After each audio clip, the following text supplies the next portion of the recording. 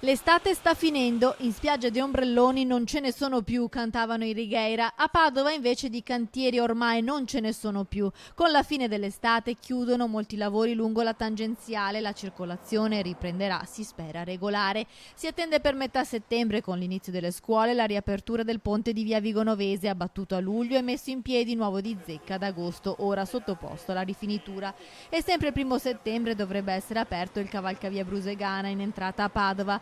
Ma l'arrivo dell'autunno sarà segnato in città da un grande evento che metterà la parola fine alla triste epopea del residence Serenissima di Via Anelli, covo dello spaccio e poi del degrado e dell'abbandono. L'angolo più fatiscente della stanga verrà abbattuto verso ottobre dalle ruspe. In 3 mesi circa verranno cancellati anni di polemiche e fatti di cronaca. Collegato a Via Anelli c'è il futuro dell'ex caserma Prandina, grazie all'accordo tra Demanio e Comune che prevede la realizzazione della questura in Via Anelli e la cessione dell'ex area militare.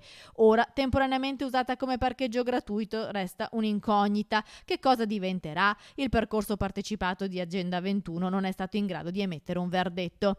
Con la fine dell'estate il sindaco Giordani dovrà risolvere anche il nodo Arcella e mettere pace all'interno della sua coalizione dopo i dissapori e le bordate lanciate dal consigliere comunale Foresta sull'operato del consigliere delegato al quartiere Pilitteri. Ma proprio all'Arcella il 16 settembre verrà sperimentato il ritorno della circolare e poi avanti a testa bassa il sindaco deve portare a casa la nuova linea del tram dopo un'estate di passione iniziata con il deragliamento del serpentone blu alla Guizza.